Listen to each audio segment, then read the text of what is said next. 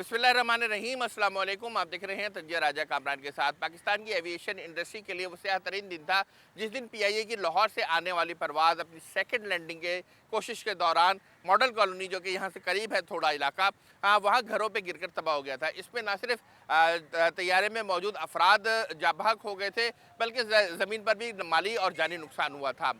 इस तैयारे हादसे में एक खातून थी नीलम बरकत अली, जो कि इंतहाई तालीम याफ्ता थीं और उन्होंने उनकी माँ ने उनको इंतहाई कस्म पुरसी के आलम में पाल पोस कर बड़ा किया था।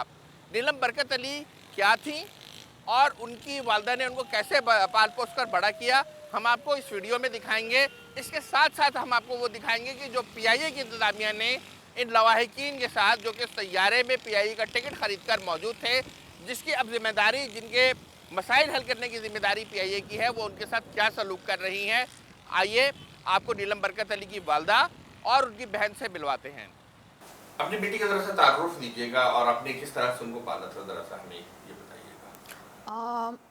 मेरी बेटी जो शहीद हुई है PK 303 में, उनका नाम नीलम बरकत अली था और वो पाकिस्तान की तीसरी बड़ी एम्ब्रियोलॉजिस्ट थी जिन्होंने फिजियोलॉजी में जो है बैचलर किया था, बायोटेक्नोलॉजी में जो है मास्टर किया था। देन वो नॉटिंघम यूनिवर्सिटी चली गई UK, वहाँ से उन्होंने क्लिनिकल एम्ब्रियोलॉजिस्ट में जो है MPhil किया। उनके वालिद की डेथ जो है वो जब 3 साल की थी जब हो गई थी, तो एज ए सिंगल पेरेंट मैंने उनकी सारी तरबियत और एजुकेशन एंड एवरीथिंग मैंने सब कुछ किया। उसके बाद जो है वो पाकिस्तान आ गई बिकॉज़ कि वो आना नहीं चाहती थी, बिकॉज़ मैंने कहा कि अगर आप जैसे पढ़े लिखे बच्चे बाहर चले जाएंगे तो फिर पाकिस्तान का फ्यूचर क्या होगा। तो मेरे कहने के बाद वो फिर पाकिस्तान आई और यहाँ पे उसने सर्व किया। कॉन्सेप्ट फर्टिलिटी सेंटर में उसकी जॉब थी लाहौर ब्रांच में। वो कोरोना की वजह से क्योंकि काफ़ी टाइम से नहीं आ सकी थी, तो जैसे ही ये फ़्लाइट जो है रिज्यूम हुई, देन वो ईद के लिए जो है वो आ रही थी कराची और ये अलमनाक हादसा हो गया और उस जिसमें मेरी बेटी शहीद हो गई। अच्छा, आप तकलीफ तो अब बात है, मगर मैं ये जानना चाहूँगा कि जिस दिन हादसा हुआ आपको कैसे इत्तला मिली और वो लम्हात अगर आप हमसे शेयर करें। वो मुझे जो है ऐसी मेरी सिक्स सेंस कह रही थी कि कुछ अच्छा नहीं लग रहा था, तो मैं तस्बीह पढ़ रही थी बैठे हुए, फिर मेरा दिल नहीं लग रहा था, फिर मैंने टीवी ऑन किया तो ARY न्यूज़ लगी हुई थी और उस पर वही चल रहा था। और इस बार जो है वो क्योंकि वो काफ़ी टाइम के बाद आ रही थी, तो उन्होंने जो है अपने फ्रेंड्स को कहा था कि तुम लोग मुझे जो है आप लोग मुझे एयरपोर्ट लेने के लिए आ जाओ। अम्मी नहीं आती, आप लोग आ जाएं इस बार मुझे लेने। अच्छा, तो फिर उसके बाद आपको किस तरह से ये तमाम प्रोसेस हुआ कि दस्तखत वगैरह कैसे मिला?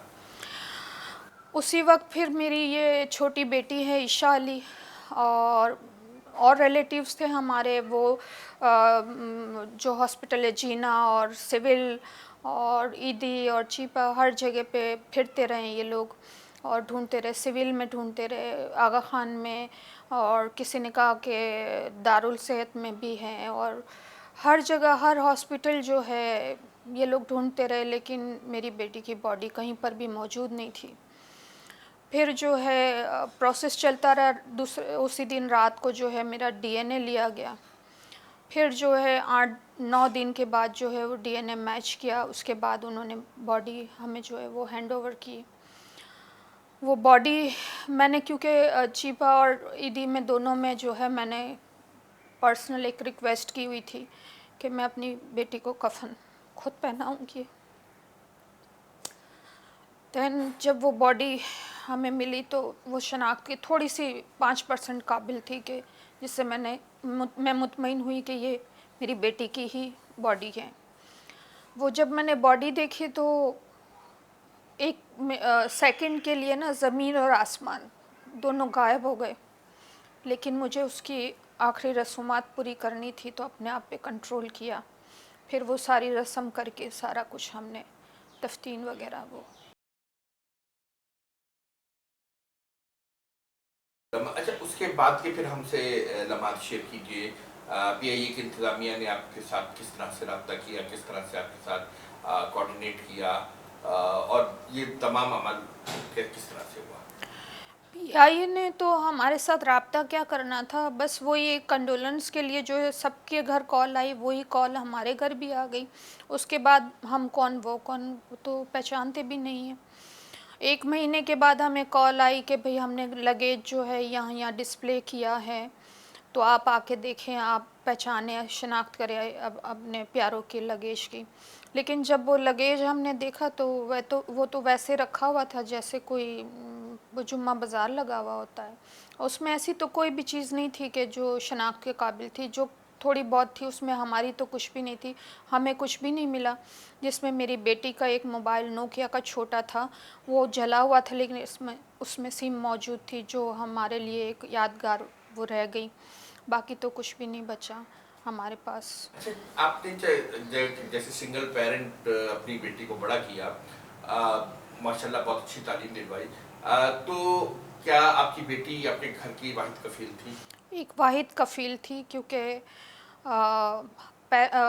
उनके फादर तो 27 साल हो गए, उनकी डेथ हो गई। उसके बाद मैं एक खाली अर्निंग मेंबर थी और मेरी बेटी को मैंने एजुकेशन दी। ये सारी कुछ करने के बाद फिर मेरी बेटी ने मुझे कहा कि अब आप रिटायर हो जाए। देन वो एक लौती कफ़ील थी मेरी। अभी ये बेटी तो मेरी एजुकेशन उसकी चल रही है। मैंने अरशद मलिक साहब को लेटर लिखा था कि जो है मैं आपसे मीटिंग करना चाहती हूँ। 3 महीने तक मैंने जो है हर किसी को, उनके जो जितने भी ऑफिसर्स, जितने भी ऑफिस, सब जगह पे मैंने वो लेटर जो है वो सेंड किया। आखिर थक हार के उन्होंने जो है वो 3 महीने के बाद हमसे मीटिंग की। और मेरी कुछ उसमें रिक्वायरमेंट थी, वो मेरे पास लेटर मौजूद है, वो मैं आपको प्रोवाइड करूँगी। तो वो हमें कह रहे हैं कि मेरे पास आपके सवालों का जवाब नहीं है, कोई सवाल का जवाब नहीं है मेरे पास, और मैं आपको इसलिए इग्नोर कर रहा था और आपके साथ मीटिंग करने के लिए एग्री नहीं था। अच्छा। ये कैसे सीईओ है जो एक लवाइकिन को, जो इतनी दुख से गुजर रहे हैं, उनको ये कह रहे हैं कि मैं आपको इग्नोर कर रहा था और मैं आपसे बात नहीं करना चाह रहा था कि मेरे पास कोई जवाब नहीं है। अच्छा, तो आपके सवालात क्या थे उनसे? मेरे सवालात कुछ इस तरह थे कि सवालात भी थे और उसमें कुछ मैंने वो जो है ना अकोमोडेशन के लिए जो है ना उनको कहा था कि जैसे मेरा घर रेंट का है, इकलौता कफ़ील चला गया है, तो वक्ती तौर पे मुझे जो है वो हेल्प की जाए फाइनेंशियली। तो उसमें मैंने लिखा था कि मेरी बेटी की एजुकेशन, और क्योंकि मेरी बेटी की डेथ के बाद मेरी पूरी बॉडी जो है कोलैप्स हो गई थी और मैं आगा खान हॉस्पिटल में एडमिट थी और मैं 3 दिन के लिए कोमा में चली गई थी। देन मैंने उनसे सारी ये कि हेल्थ और एजुकेशन और ये सारी चीज़ें वक्ती तौर पे, जब तक वो फर्स्ट लाइबिलिटी जो है आप हमें प्रोवाइड नहीं करते, तब तक मुझे ये हेल्प दी जाए। तो उन्होंने कहा कि आज की तारीख में तो मेरे पास अपने एम्प्लॉय को देने के लिए सैलरी भी नहीं है, मैं आपकी क्या मदद कर सकता हूँ। अच्छा, जो इंश्योरेंस की जो लाइबिलिटीज थी, उस हवाले से पीआईए ने अब तक क्या किया है? वो तो बहुत बड़ा स्कैम है जो फर्स्ट लाइबिलिटी जो है कंपनसेशन उन्होंने करना है। उसमें तो एक इतना बड़ा स्कैम है कि अगर आपको 1 करोड़ वो जो वैसे तो 2012 के एक्ट के तहत जो है अगर डेथ हो जाती है या तो जो है उस पे 50 लैक्स जो है 2012 के कानून में ये लिखा गया है कि 50 लैक्स जो है आप फौरी तौर पे उस लवाहिकीन को आप देते हैं। ये 2012 के कानून में लिखा हुआ है। वो तो दिया नहीं उन्होंने, जो है फिर प्राइम मिनिस्टर ने, वो कह रहे हैं कि प्राइम मिनिस्टर ने कहा कि जो है ना गवर्नमेंट दे रही है 50 लैक्स, और 50 लैक्स जो है पीआईए की जो इंश्योरेंस कंपनीज के साथ जो है ना जो बातचीत है, 50 लैक्स वहाँ से मिल रहे हैं और 50 लैक्स जो है वो गवर्नमेंट दे रही है। ठीक है। लेकिन ऐसा नहीं है। पहले हमें गवर्नर साहब के साथ हमारी मीटिंग थी, उसमें उन्होंने कहा कि प्राइम मिनिस्टर इमरान खान ने कहा कि ये मुआवजा जो है बढ़ा के 1 करोड़ कर दे। तो जो वहाँ पे फाइनेंस लीगल जो थे उसके, तो उन्होंने कहा कि ये गवर्नमेंट दे रही है। फिर हमारी 19 तारीख को मीटिंग, 3 तारीख को मीटिंग हुई है, उसमें जो है उन्होंने कहा कि नहीं, ये गवर्नमेंट नहीं दे रही है, ये पीआईए दे रही है। और वो इंश्योरेंस को उन्होंने कन्विंस किया कि भाई जो है ना ये अमाउंट इतनी दी जाए। इतनी मेहरबानी की अरशद मलिक साहब ने हम पे, जो कि आज तक हमें मिला नहीं है। 11 महीने शुरू हो चुके हैं और आप अंदाज़ा नहीं लगा सकते कि ऐसी ऐसी फैमिलीज़ हैं जो जिनके हालात ऐसे हैं कि वो अब लोन पे अपनी ज़िंदगी गुजार रहे हैं। अच्छा, आपसे कोई फॉर्म भी दस्तखत करवाने की बात की जा रही है? आरडीए, आरडीए ये क्या है, क्यों आप दस्तखत आप लोग नहीं कर रहे? ये आरडीए वो कहते हैं कि वो इसलिए चाहते हैं कि वो उनका स्कैम बहुत बुरा है और वो बहुत झूठ बोल रहे हैं। उनके पास झूठ बोलने के अलावा कुछ भी नहीं है। जो 3 तारीख की मीटिंग थी उसमें जो लॉ मिनिस्ट्री के जो प्रेजेंटेशन वो दे रहे थे, रिप्रेजेंट कर रहे थे, 50 लैक्स जो है वो आप फौरी तौर पे इनको दे सकते। गवर्नर साहब ने भी इवन कहा कि 50 लैक्स आप दे, आपकी भी जान छुड़ाए और इनकी भी जान छोड़े। लेकिन नहीं, वो जो है ज़िया साहब थे वो अरशद मलिक साहब के कान में कुछ बोल रहे थे, अरशद मलिक साहब जो है गवर्नर साहब के कान में कुछ बोल रहे थे, और उन्होंने जो है गवर्नर साहब को इतना कंफ्यूज कर दिया कि अब हम नेक्स्ट मीटिंग करेंगे। और उन्होंने कहा अरशद मलिक साहब ने, हमने उनसे आर्ग्यू किया, NICL, मार्च और ये सारी ईमेलें किए, वहाँ से सारी इन्फॉर्मेशंस निकाली सब ने मिल के। तो उनको बताया कि हमारे पास तो प्रूफ है। तो वो कह रहे कि हमारे पास भी प्रूफ है। तो हमने कहा हमारे साथ शेयर करें, हम तो आपके साथ शेयर कर रहे हैं, आप क्यों नहीं शेयर कर रहे हैं? उन्होंने कहा हम अभी शेयर करते हैं। उन्होंने वहाँ पे हमसे शेयर नहीं किया। उन्होंने कहा कि हम आपको ईमेल कर देंगे, उन्होंने कोई ईमेल नहीं की। हमारे जो अफेक्टिव फैमिली में से हैं अहमद मुर्तज़ा साहब, वो जो है मकबूल साहब हैं, उनको 3 दिन से जो है ना कॉल कर रहे हैं, वो कॉल नहीं उठा रहे, ईमेल कर रहे हैं, ईमेल का जवाब नहीं दे रहे। लास्ट उन्होंने कॉल रिसीव किए, उसमें उन्होंने ये कह दिया है कि वो जो है डॉक्यूमेंट्स हैं वो हम शेयर नहीं कर सकते आपके साथ, ये कॉन्फिडेंशियल है, ये कंपनी का और हमारे जो है ना बीच में है, ये हम किसी और को शेयर नहीं कर सकते। तो उन्होंने गवर्नर साहब के सामने ये भी जो है ना झूठ बोला कि हाँ हम शेयर करेंगे, और बाद में शेयर नहीं किया उन्होंने हमारे साथ। यानी इतनी झूठ बोलने की कोई हद होती है। मैं ये कहती हूँ प्राइम मिनिस्टर इमरान खान साहब से ये गुजारिश करती हूँ कि अरशद मलिक साहब इस कुर्सी के अहल नहीं है, इस पोस्ट के अहल नहीं है, इनको फौरी तौर पे इस्तीफ़ा दे देना चाहिए।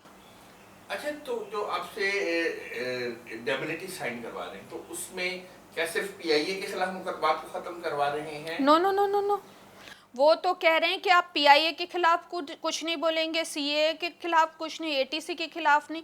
आप यानी अल्लाह रसूल से फरियाद कर सकते हैं, बाकी किसी और से नहीं, चाहे पुलिस हो, रेंजर्स हो, कोई भी हो, XYZ।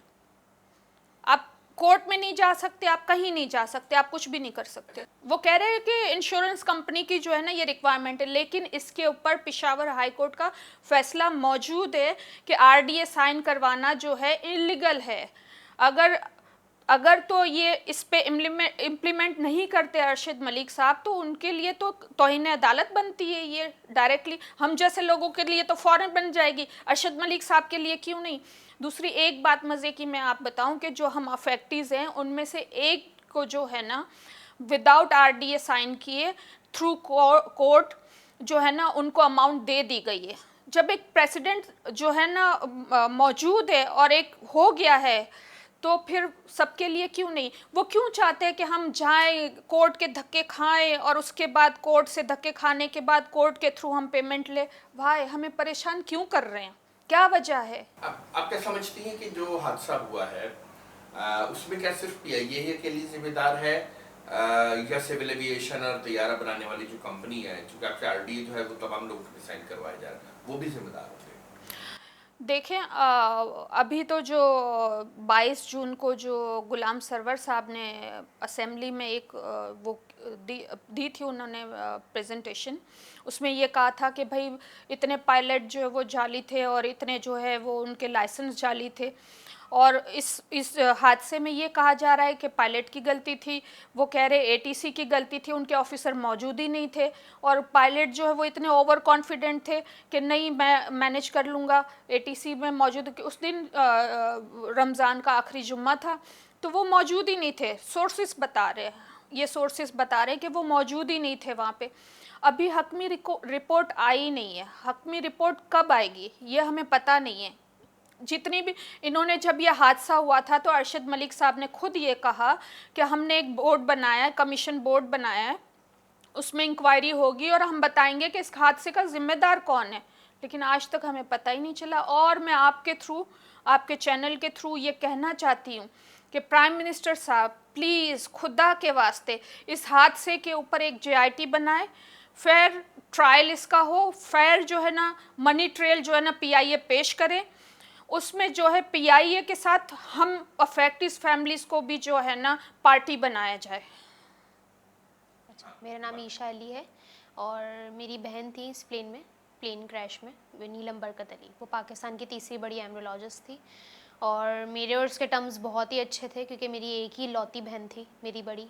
उसी ने मुझे पाला, उसी ने मेरे साथ सब कुछ किया, उसी ने मुझे पढ़ाया। उसके साथ मेरी बहुत अच्छी बॉन्डिंग थी, हर चीज़ थी उसके साथ मेरी। उसकी तो हर चीज़ की याद आती है क्योंकि वो मेरी बहुत ज़्यादा केयर करती थी। वो मेरी माँ थी, वो मेरी दूसरी माँ थी क्योंकि उसी ने मुझे पाला है। अम्मी तो मेरी सिंगल पेरेंट के थ्रू जो है जॉब पे चली जाती थी, लेकिन पाला उसने मुझे ही है, मेरी बहन ने। तो हर कदम पे तो मुझे उसकी ही याद आती है। अच्छा, उसके जाने के बाद अब आप अपनी ज़िंदगी में क्या कमी महसूस करती हैं? उसकी काफ़ी सारी बातें जो है याद आती हैं, बहुत सारी जो जहाँ पे मेरी एजुकेशन के हवाले से, जो भी चीज़ के मेरे हर फ़ैसले के हवाले से उसका फ़ैसला मुझे कमी लगती है कि हाँ वो कमी है, कुछ कमी है मेरे फ़ैसले में, मेरी हर चीज़ में कुछ कमी है। अलोन, बिल्कुल हम लोग अलोन हैं, हम बिल्कुल अकेले हो गए हैं। सिर्फ मेरी मदर मेरे साथ हैं और अब हमारे सर पे छत भी नहीं रही, ऐसा फ़ील होता। वहाँ पे लास्ट मीटिंग का कंक्लूजन हमारा ये निकला है कि जो है गवर्नर साहब को फुल कंफ्यूज किया गया है। वहाँ पे आसिफ ज़िया साहब हैं, उन्होंने CEO को कंफ्यूज किया है और CEO ने मिलके, दोनों ने मिलके जो है गवर्नर साहब को बहुत कंफ्यूज किया है क्योंकि लॉ मिनिस्ट्री के वहाँ पे जो है थे लोग रिप्रेजेंटेटिव, लेकिन उन्होंने लॉ भी बाकायदा पढ़ के सुनाया। लेकिन आसिफ ज़िया इतने ही इंतहाई बदतमीज़ शख्स हैं कि वो ये बोलते हैं PIA की बातों को कि हम तशरीह कर रहे हैं। वो ये हमें बोलते हैं कि हम तशरीह कर रहे हैं, जिस पे मैंने उन पे आर्गूमेंट भी मैंने की थी उनसे कि आप इस सीट के लायक नहीं है कि आप हमें सामने से बैठ के आप हमें ये बोल रहे हैं कि हम तशरीह का लफ्ज़ आप इस्तेमाल कर रहे हैं, जिस पर उन्होंने मुझे सामने से उनका जो बिहेवियर होता है वो बहुत तंज़िया होता है। और CEO साहब ने भी हमें लास्ट सुना नहीं, उन्होंने बिल्कुल जो है ना लॉ मिनिस्ट्री की बात को डिनाई कर दिया, बिल्कुल मना कर दिया कि नहीं जो है ना ये कोई लॉ नहीं है और हम 50 लाख पे भी RDA साइन करवाएंगे।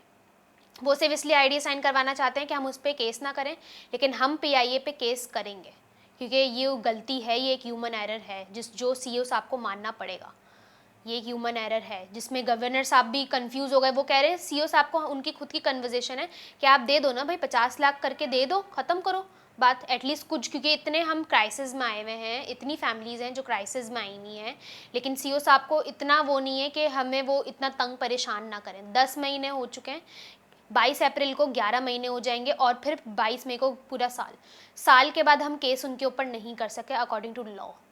तो इसी वजह से वो हमारा टाइम वेस्ट कर रहे हैं और उनको ये मैं आपके चैनल के थ्रू मैं उनको मैसेज देना चाहती हूँ कि ये बात हमें पता है कि हम केस नहीं कर सकते, लेकिन हम अब केस करेंगे और हम अपने पैसे भी लेंगे विदाउट RDA। जब वो फैमिली कोर्ट के थ्रू विदाउट RDA साइन किए वे पैसे ले सकती है और आसिम रऊफ़ ने इसको बात को क्लियर किया है कि जी मैंने खुद पैसे उनको दिए हैं कोर्ट के थ्रू, तो हम भी उनसे लेंगे, हम भी कोर्ट के थ्रू जाएंगे और कोर्ट के थ्रू ही पैसे लेंगे, लेकिन हम RDA साइन नहीं करेंगे। आपने देखा कि किस तरह से नीलम बरकत अली की फैमिली उनके मरने के बाद, चूँकि नीलम बरकत अली वाहिद कफ़ील थी, किन मुश्किलात का शिकार है और PIA की इंतज़ामिया की जो पूरा इस पे तर्ज़ अमल है वो क्या है। हमारी तरफ से यही कुछ, आपसे अगली वीडियो में मिलेंगे। आपसे इजाज़त चाहते हैं, अल्लाह हाफ़िज़।